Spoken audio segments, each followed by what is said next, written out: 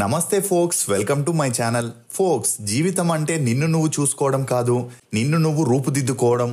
అసలు నేను ఈ మాట చెప్పడానికి గల కారణం ఒకప్పటి హీరోయిన్ రేఖా వేదవ్యాస్. హీరోయిన్లు అంటేనే అందం, అభినయం. అభిమానులకి అందంగా కనిపించడానికి వీరు డైట్ మెయింటైన్ చేస్తూ రకరకాల ఫిట్నెస్తో కుస్తీ పడుతుంటారు. అయితే కొంతమంది హీరోయిన్లు 30-40 ఏళ్ల వయసులోనూ చెక్కు చెదరని అందంతో అదరగొడుతుంటే మరికొందరు మాత్రం అనారోగ్యాలకి గురవుతూ అందహీనంగా ముఖంలో కల తప్పి కనిపిస్తున్నారు. ఇక తాజాగా నటి రేఖ కనిపించిన తీరు అందరినీ నోరెళ్లబెట్టిస్తుంది. పూర్తిగా బక్క చిక్కిపోయి అనారోగ్యానికి గురైనట్లు కనిపిస్తుంది. అక్షర అలియాస్ రేఖా వేదవ్యాస్. ఈమె 1982 జనవరి 24న కర్ణాటకలోని ఉడిపిలో ఒక మిడిల్ క్లాస్ ఫ్యామిలీలో జన్మించింది. తండ్రి నరసింహ వేదవ్యాస్, తల్లి రాధ. ఇక రేఖ వీరికి ఏకైక సంతానం కాబట్టి చిన్నప్పటి నుండి చాలా గారాబంగా పెంచారు. అలా ఈమె తండ్రి పని నిమిత్తం ఉడిపి నుండి బెంగళూరుకి ట్రాన్స్ఫర్ అవ్వడంతో ఫ్యామిలీ మొత్తం బెంగళూరులోనే సెటిల్ అయ్యారు. ఇక రేఖ తన స్కూలింగ్ ని బెంగళూరులోని బసవా రెసిడెన్షియల్ గర్ల్స్ స్కూల్లో చదివింది. చదువుల్లో చురుగ్గా ఉన్న రేఖకి ఇంటర్ చదివేటప్పుడే మోడలింగ్ లో చేయాలనే ఇంట్రెస్ట్ ఏర్పడింది. ఇక ఈమె తల్లిదండ్రులు కూడా ఈమెకు సపోర్ట్ చేయడం మొదలెట్టారు. ఇదిలా ఉన్నప్పుడే అనారోగ్య కారణాల వల్ల రేఖ తండ్రి మరణించడంతో ఇంటి బాధ్యతలన్నీ ఈమె తల్లి మీదే పడ్డాయి. దీంతో ఈమె తల్లి రేఖని ఇంటర్ తర్వాత చదువులకి ఫుల్ స్టాప్ పెట్టించి మోడలింగ్ చేపిస్తూ యాక్టింగ్ లో ట్రై చేయడం మొదలెట్టింది. ఇక అలా ట్రై చేసేటప్పుడే ఈమెకు ఒక జ్యువెలరీ ప్రింట్ యాడ్ లో యాక్ట్ చేసే ఛాన్స్ వచ్చింది. అలా అప్పట్లో ఈమె ఫొటోస్ ని ఆ జ్యువెలరీ షాప్ వారు అన్ని చోట్ల పబ్లిష్ చేయడంతో ఈమెకి మంచి గుర్తింపు వచ్చింది. ఇక ఇదిలా ఉంటే లేడీస్ మ్యాన్ డైరెక్టర్ అయిన ఓం ప్రకాష్ రావు తను చేయబోయే AK-47 మూవీలో హీరోయిన్ కోసం ఆడిషన్ నిర్వహించాడు. ఇక ఈ విషయం తెలుసుకున్న రేఖా తల్లి రేఖని తీసుకుని ఆడిషన్ కి వెళ్లడం జరిగింది. కానీ ఆ మూవీ ప్రొడ్యూసర్ రాము చాందిని అనే అమ్మాయిని హీరోయిన్ గా ఫిక్స్ చేయడంతో రేఖకి ఆ మూవీలో ఛాన్స్ రాలేదు. ఇక అలా రేఖకి ఆ మూవీ డైరెక్టర్ అయిన ఓం ప్రకాష్ రావుతో మంచి స్నేహం ఏర్పడింది. దీంతో వీరిద్దరూ తరచూ కలుస్తుండడంతో ఆ స్నేహం కాస్త నిదానంగా సన్నిహిత్యంగా మారి తెలుగులో వచ్చిన శేషు మూవీని కన్నడలో హీరో సుదీప్ ని పెట్టుకుని హుచ్చా అనే మూవీగా ప్లాన్ చేశాడు. అలా ఈ మూవీలో రేఖని హీరోయిన్ గా ఫిక్స్ చేయడం జరిగింది. ఇక ఇదిలా ఉంటే డైరెక్టర్ ఓం ప్రకాష్ అప్పట్లో సంవత్సరానికి 3 నుండి 4 మూవీస్ ని చేస్తూ డైరెక్టర్ గా బిజీగా ఉండేవాడు. అలా హుచ్చా మూవీ షూటింగ్ జరిగేటప్పుడు తను చేయబోయే నెక్స్ట్ మూవీ ప్రొడ్యూసర్ అయిన బి జయశ్రీదేవి ఆ మూవీ షూటింగ్ స్పాట్ కి రావడం రేఖ యాక్టింగ్ మరియు ఇన్నోసెన్స్ ని చూసి చాలా ఇంప్రెస్ అయింది. ఇక అలా బి జయశ్రీదేవి ఆంధ్రాకి చెందిన వారై ఉన్న కన్నడలో చాలా మూవీస్ కి ఈమె ప్రొడ్యూస్ చేసింది. ఇక ఇదిలా ఉంటే రామోజీరావు గారు తెలుగులో ఉదయ్ కిరణ్ తో చేసిన చిత్రం మూవీని కన్నడలో తీయాలని అందులో హీరోగా ప్రభుదేవ తమ్ముడైన నాగేంద్ర ప్రసాద్ ని ఫిక్స్ చేసి హీరోయిన్ గా కొత్త అమ్మాయి కోసం సెర్చింగ్ లో ఉన్నప్పుడే జయశ్రీదేవి రేఖని రామోజీరావుకి పరిచయం చేయడం జరిగింది. ఇక అలా అప్పటికే రేఖ సుదీప్ మూవీలో హీరోయిన్ గా చేస్తుండడంతో రేఖని ఇండస్ట్రీలో ఉండే టర్మ్స్ అండ్ కండిషన్స్ పైన చిత్ర అనే మూవీకి హీరోయిన్ గా ఫిక్స్ చేశాడు. అలా ఈ మూవీ షూటింగ్ జరిగేటప్పుడే రామోజీరావుతో రేఖకి ఉన్న పరిచయం కారణంగా తెలుగులో ఆనందం మూవీకి హీరోయిన్ గా అవకాశం ఇచ్చాడు. ఇక అలా ఈమె కన్నడలో సుదీప్ తో చేసిన హుచ్చా మూవీ మొదటిగా 2001 జూలై 6న రిలీజ్ అయి హిట్ అయిన రేఖ లుక్స్ మరియు యాక్టింగ్ వల్ల చాలా విమర్శల్ని ఎదుర్కోవాల్సి వచ్చింది. కానీ ఆ వెనకే చిత్ర మూవీ రిలీజ్ అవ్వగా అందులో రేఖ లుక్స్ చాలా మోడర్న్ గా స్టైలిష్ గా కనిపించడంతో జనాల్లో రేఖకి మంచి గుర్తింపు వచ్చింది. ఇక అలా రామోజీరావు ఒక హీరోయిన్ ని ఇండస్ట్రీలో ఇంట్రడ్యూస్ చేస్తున్నాడంటే ఆమెకు అందరూ ఈజీగా ఛాన్స్లు ఇచ్చేవారు. అలా రామోజీరావు గారి రికమెండేషన్ తోనే ఎస్వి కృష్ణారెడ్డి గారి జాబిలి అనే మూవీలో 1వ నెంబర్ కుర్రాడు అనే మూవీలో రేఖకి హీరోయిన్ గా ఛాన్స్లు వచ్చాయి. ఇక అలా ఆనందం మూవీ 2001 సెప్టెంబర్ 28న రిలీజ్ అయి సూపర్ డూపర్ హిట్ అయింది. దీంతో రేఖకి వరుసగా 3 హిట్స్ పడడంతో ఈమెను ఇండస్ట్రీలో అందరూ లక్కీ హీరోయిన్ అని పిలవడం మొదలెట్టారు. ఇక అలా ఎస్వి కృష్ణారెడ్డి గారి డైరెక్షన్ లో చేసిన జాబిలి అనే మూవీ రిలీజ్ అయి ఫ్లాప్ అయిన తారకరత్నతో చేసిన 1వ నెంబర్ కుర్రాడు మూవీ రిలీజ్ అయి హిట్ అవడంతో రేఖకి మూవీస్ లో ఛాన్సులు వెతుక్కుంటూ వచ్చాయి. ఇక అలా వచ్చిన మూవీస్ లో తన పాత్రకి ఉన్న ఇంపార్టెన్స్ ని చూడకుండా ఎవరు ఎక్కువగా డబ్బిస్తే రేఖ వారికే డేట్స్ ని ఇవ్వడం మొదలెట్టింది. ఇక ఇదిలా ఉంటే సౌత్ లో ఈమెకు వచ్చిన క్రేజ్ తో హిందీలో రాజ్ బబ్బర్ కొడుకైన ఆర్య బబ్బర్ తో ముద్ద అనే మూవీలో హీరోయిన్ గా చేసే ఛాన్స్ వచ్చింది. ఇక అలా ఎప్పుడైతే ముద్ద అనే సినిమాలో హీరోయిన్ గా చేసిందో అప్పటి నుండి రేఖకి టూ మచ్ గా యాటిట్యూడ్ పెరిగి సౌత్ మూవీస్ ని నెగ్లెక్ట్ చేయడం మొదలెట్టింది. అలా ఆర్య బబ్బర్ తో రేఖ తరచూ పార్టీస్ పబ్స్ కి వెళ్తూ క్లోజ్ గా ఉండేది. దీంతో ఈమెకు మద్యం కూడా అలవాటైంది. ఇక అలా అప్పట్లో వీరిద్దరి గురించి మీడియాలో హల్చలైన వీరదంతా పట్టించుకునేవారు కాదు.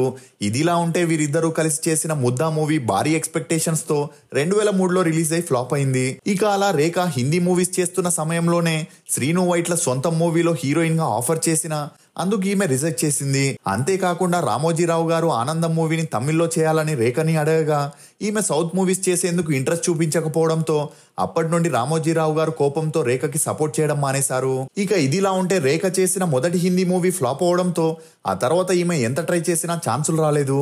దీంతో మళ్ళీ సౌత్ మూవీస్ లో ట్రై చేద్దామంటే ఒకవైపు రామోజీరావు, మరోవైపు శ్రీను వైట్లతో ఏర్పడిన మనస్పర్ధల కారణంగా రేఖకి వారు సపోర్ట్ చేయలేకపోయారు. అయినా కూడా రేఖకి రవితేజ నటించిన దొంగోడు మూవీలో పున్నగై పువ్వి అనే మూవీలో సెకండ్ హీరోయిన్ గా చేసిన అందులో ఈమె పాత్రకి అంతలా గుర్తింపు రాలేదు. ఇక ఇదిలా ఉన్నప్పుడే 16 గర్ల్ ఫ్రెండ్ మూవీతో యూత్ లో మంచి గుర్తింపు పొందిన రోహిత్ తో రేఖ అనగనగా ఓ కుర్రాడు అనే మూవీ చేసేటప్పుడు మంచి పరిచయం పెరిగి ఆ పరిచయం కాస్త సన్నిహిత్యంగా మారింది. ఇక అలా అనగనగా కుర్రాడు మూవీ రిలీజ్ అయి ఫ్లాప్ అయినా వీరిద్దరికీ పెరిగిన క్లోజ్నెస్ తోనే జానకి వేడ్ శ్రీరామ్ అనే మూవీ చేయగా ఆ మూవీ రిలీజ్ అయి హిట్ అయినా ఈమెకు medium budget movies, upcoming heroes తోనే ఛాన్సులు వచ్చేవి తప్ప స్టార్ హీరోస్ తో ఒక్క మూవీలోనూ ఛాన్స్ రాలేదు. ఇక అలా ప్రేమించుకున్నాం, పెళ్లికి రండి, నాయుడమ్మ, నిన్న నేడు రేపు అనే మూవీస్ ని చేసినా అంతలా గుర్తింపు రాలేదు. దీంతో తన మకాన్ని హైదరాబాద్ నుండి బెంగళూరుకి మార్చేసింది. ఇక అలా కన్నడలో మోనాలిసా అనే మూవీలో ఐటమ్ డాన్సర్ గా రీఎంట్రీ ఇవ్వడంతో రేఖకి హీరోయిన్ గా సినీ కెరియర్ అయిపోయిందని అందరూ అనుకున్నారు. ఇదిలా ఉంటే బుల్లితెరలో యాంకర్ గా ఉంటూ కన్నడలో సపోర్టింగ్ రోల్స్ చేసే గణేష్ కి జనాల్లో వచ్చిన క్రేజ్ ని చూసి డైరెక్టర్ ఎండి శ్రీధర్ మలయాళంలో వచ్చిన పులివల్ కళ్యాణం అనే మూవీ రైట్స్ ని తీసుకొని కన్నడలో చెల్లాట అనే మూవీని ప్లాన్ చేశాడు. ఇక ఆ మూవీలో హీరోయిన్ గా అప్పటికే కన్నడలో ఫేడ్ అవుట్ అయిన రేఖని సంప్రదించడం జరిగింది. అలా సినిమాల్లో ఛాన్సులు లేక చెడు అలవాట్లకి బానిసై ఆర్థిక ఇబ్బందులతో ఉన్న రేఖ తను చేసిన మొదటి మూవీలో చిన్న క్యారెక్టర్ చేసిన గణేష్ తో హీరోయిన్ గా చేయడానికి ఒప్పుకుంది. ఇక ఈ మూవీ చేసేటప్పుడు గణేష్ కి రేఖకి మంచి పరిచయం పెరిగింది. అలా ఈ మూవీ షూటింగ్ జరిగేటప్పుడే గణేష్ కి ముంగారు మలే అనే మూవీలో హీరోగా చేసే ఛాన్స్ వచ్చింది. ఇదిలా ఉంటే వీరిద్దరూ కలిసి చేసిన చెల్లాట మూవీ 2006లో రిలీజ్ అయి సూపర్ హిట్ అయింది. అలా వెనకే రిలీజ్ అయిన ముంగారు మలే మూవీ 70 లక్షల బడ్జెట్ తో చేయగా ఆ మూవీ రిలీజ్ అయి 75 కోట్లను కలెక్ట్ చేసి అప్పట్లో రికార్డ్ ని సృష్టించింది.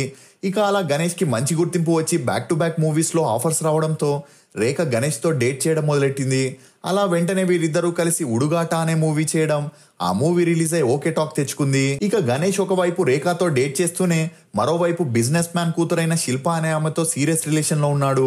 ఇక శిల్పకి అప్పటికే పెళ్ళై భర్తకి విడాకులు ఇవ్వడంతో హీరోగా సక్సెస్ ట్రాక్ లో ఉన్న గణేష్ ని పెళ్లి చేసుకోవాలనుకుంది. ఇదిలా ఉంటే గణేష్ రేఖ రిలేషన్ గురించి మీడియాలో హల్చల్ అవ్వడంతో ఎక్కడ గణేష్ తనకి దూరం అవుతాడో అని భయపడిన శిల్ప రాత్రికి రాత్రే ఒక గుడిలో గణేష్ ని బెదిరించి పెళ్లి చేసుకోవడం జరిగింది. ఇక ఈ పెళ్లితో రేఖ గణేష్ రిలేషన్ కి ఫుల్ స్టాప్ పడిందని చెప్పొచ్చు. ఇదిలా ఉంటే రేఖ సెకండ్ ఇన్నింగ్స్ తో కన్నడలో మంచి బ్రేక్ రావడంతో ఈమెకు అవకాశాలు వెతుక్కుంటూ వచ్చాయి. అలా ఆ తర్వాత రేఖ తమాషే గాగి, హెత్రహెన్నన్ హెరబేకు, గుణవంత, యాక్సిడెంట్ అనే మూవీస్ ని చేసిన ఈ మూవీస్ రిలీజ్ అయ్యి అంతలా ఆడకపోయేసరికి ఈమెకి సపోర్టింగ్ రోల్స్ ని ఇవ్వడం మొదలెట్టారు. అంతేకాకుండా రేఖ తెలుగులో చివరిగా 2012లో జీనియస్ మూవీలో ఐటమ్ డాన్సర్ గా చేసింది. ఇక అలా 2014 తర్వాత రేఖకి పూర్తిగా ఛాన్సులు తగ్గడంతో ఇండస్ట్రీకి ఫుల్ స్టాప్ పెట్టేసింది. ఇదిలా ఉంటే రేఖ గణేష్ ని సీరియస్ గా ప్రేమించిన అది విఫలమవడంతో 42 ఏళ్లైనా ఈమె ప్రేమ పెళ్లి జోలికి వెళ్లకుండా తన తల్లితో కలిసి బాంబేలో ఉంటున్నట్లు తెలుస్తుంది. ఇక ఇదిలా ఉంటే 2014 నుండి ఈమె మీడియాలో కనిపించకుండా సోషల్ మీడియాలో కూడా ఇనాక్టివ్ గా ఉండడంతో అందరూ ఈమెను మర్చిపోయారు. కానీ ఉన్నట్టుండి 2017లో రేఖ కార్ యాక్సిడెంట్ లో మరణించిందనే వార్తలు వైరల్ అయ్యాయి. దీంతో సినిమా సెలబ్రిటీలు, ఈమె అభిమానులందరూ సోషల్ మీడియా ద్వారా రేఖకి నివాళులు అర్పించడంతో ఈ వార్త నిజమే అని అందరూ నమ్మారు. కానీ నిజానికి రేఖ అనే సీరియల్ ఆర్టిస్ట్ కార్ యాక్సిడెంట్ లో మరణించడంతో అందరూ హీరోయిన్ రేఖనే మరణించిందని ఆ వార్తలని స్ప్రెడ్ చేశారు. దీంతో నెక్స్ట్ డేనే ఈమె మీడియా ద్వారా ఒక స్టేట్మెంట్ ని రిలీజ్ చేస్తూ, నేను నా ఫ్యామిలీతో ముంబైలో బాగానే ఉన్నాను, మీరు లేనిపోని రూమర్స్ ని క్రియేట్ చేసి నా ఫ్యామిలీ మెంబర్స్ కి టెన్షన్ తెప్పిస్తున్నారని చెప్పడంతో రేఖ అభిమానులు కాస్త ఊపిరి పీల్చుకున్నారు. ఇక ఈ మధ్యలోనే ఒక ఫంక్షన్ లో కనిపించిన రేఖ చాలా లావ్ అవ్వడంతో అందరూ ఆశ్చర్యపోయారు. కానీ ఆ తర్వాత రేఖ కొన్ని తెలుగు షోస్ కి వచ్చి తనకి సినిమాల్లో నటించాలని ఉందని, అది తల్లి, అక్క, వదిన లాంటి పాత్రలైనా నటిస్తానని, తనకి అవకాశం కావాలని అడగడం జరిగింది. ఇక ఈ ప్రోగ్రాంలో మళ్ళీ రేఖ చాలా సన్నగా కనిపించడంతో అందరూ ఆశ్చర్యపోయారు. దీంతో ఈమెకు హెల్త్ ప్రాబ్లమ్స్ వచ్చాయని, అందుకే ఇలా అయిందని అందరూ అనుకున్నారు. కానీ నిజానికి రేఖ తన ఇన్నింగ్స్ ని స్టార్ట్ చేయడానికి లైపోసెషన్ ని చేపించుకుందని చెప్పొచ్చు. ఏదేమైనా రేఖకి తాను అనుకున్నట్టే మంచి ఛాన్స్లు వచ్చి ఇండస్ట్రీలో మళ్ళీ బిజియెస్ట్ యాక్ట్రెస్ అవ్వాలని సిఆర్ వాయిస్ తరపు నుండి కోరుకుందాం. మీకు రేఖ నటించిన సినిమాల్లో ఫేవరెట్ ఏదనేది కమెంట్ సెక్షన్లో తప్పకుండా తెలియజేయండి. మేము చేసిన ఈ వీడియో మీకు నచ్చినట్లయితే ఒక లైక్ ద్వారా మీ సపోర్ట్ని మాకు తెలియజేయండి. ఫోక్స్, లక్ మీద ఎప్పటికీ ఆశ పెట్టుకోకూడదు, ఎందుకంటే లక్ ఎప్పుడూ కూడా కష్టపడే వారి దగ్గరే ఉంటుంది. ఇది ఫోక్స్ నటి రేఖ వేదవ్యాస్ గురించి కొన్ని నమ్మలేని నిజాలు. ఈ వీడియో మీద మీ అభిప్రాయాన్ని కమెంట్ సెక్షన్లో తప్పకుండా తెలియజేయండి. For more interesting videos please subscribe to CR voice. Thank you.